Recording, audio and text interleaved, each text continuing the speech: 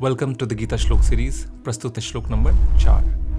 हम कई बार अपने बच्चों के साथ किसी महंगी जगह जैसे कोई रेस्टोरेंट या कोई मॉल लेके जाते हैं। वहाँ हमें तो जाने मिलता है, मगर किसी गरीब बच्चे को या किसी गरीब इंसान को गार्ड आने से रोक देता है। बच्चों के मन में अक्सर ये सवाल आता है कि क्या ये भेदभाव सही है?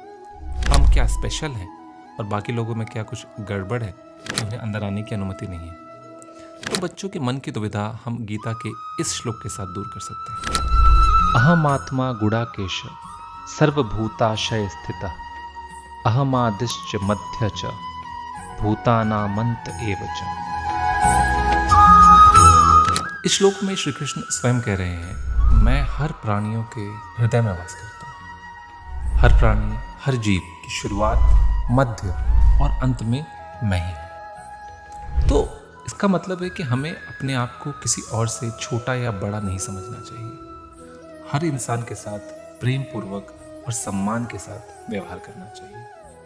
हम सब एक ही हैं, हम सब एक समान ही हैं, क्योंकि हम सबके भीतर भगवान है। प्रस्तुत है श्लोक नंबर 5। जीवन और मृत्यु संसार के नियम है। कई बार हमारे आस पड़ोस में, हमारे घरों में ऐसी घटनाएं हो जाती है जिससे खासतौर से बच्चे बहुत विचलित हो जाते हैं। घर में किसी बड़े का देहांत हो जाना, दादा दादी, ताऊ, नाना नानी, किसी और का भी, बच्चों को समझा पाना बहुत मुश्किल होता है। तो ऐसे में हम गीता के इस श्लोक की मदद ले सकते हैं। नैनम छिंदन्ति शस्त्राणि नैनम दहति पावकः न चैनम क्लेदयन्त्यापो न शोष्यति मारुतः। इस श्लोक में श्री कृष्ण कह रहे हैं कि हम अपने शरीर से बढ़कर हैं। हम आत्मा है और आत्मा ऐसी चीज है जिसे कोई भी शस्त्र काट नहीं सकता, कोई भी आग जला नहीं सकती, पानी गीला नहीं कर सकती और हवा सुखा नहीं सकता। यानी आत्मा इतनी बड़ी चीज है कि उसका नाश कभी नहीं हो सकता। वो हमेशा से थी और हमेशा से रहेगी। तो शरीर भले ही चला गया हो, हमारी आत्मा हमेशा रहेगी। और हमें अपने बच्चों को भी इसी तरीके से समझाना चाहिए। जो हमसे दूर हो जाते हैं, भले ही उनका शरीर हमसे दूर चला गया हो, मगर उनकी आत्मा हमेशा जीवित रहती है। ऐसा कहकर हम बच्चों को समझा सकते हैं। क्या आपके बच्चे भी 10 मिनट की पढ़ाई करके डिस्ट्रैक्ट हो जाते हैं या किसी नए खिलौने या गेम से बहुत ही जल्दी उब जाते हैं? आजकल के रील्स और शॉर्ट्स की जनरेशन में सब कुछ तो है, जो नहीं है वो है कॉन्सेंट्रेशन। वेलकम टू गीता श्लोक सीरीज। दिस इज श्लोक नंबर 6।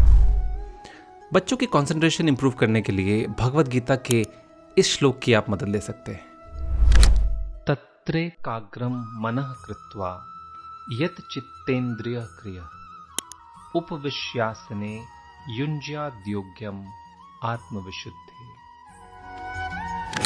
भगवत गीता के इस श्लोक में श्री कृष्ण हमें कंसंट्रेशन पावर इंप्रूव करने का बहुत ही इजी तरीका समझाते हैं। वो कहते हैं कि हमें चुपचाप एक शांत जगह पर बैठकर अपने मन को एक पॉइंट पर फोकस करना चाहिए और अपने थॉट्स को कंट्रोल करने की कोशिश करनी चाहिए। इस प्रोसेस को ध्यान या मेडिटेशन कहा जाता है। अगर बच्चे रेगुलरली मेडिटेशन करें तो उनका कंसंट्रेशन पावर इंप्रूव होता है और वो पढ़ाई, स्पोर्ट्स, आर्ट्स, हर फील्ड में एक्सेल कर सकते हैं। है ना पते की बात है? तो ऐसे ही इंटरेस्टिंग श्लोक और कंटेंट के लिए फॉलो करिए my educator channel and stay tuned for the next श्लोक।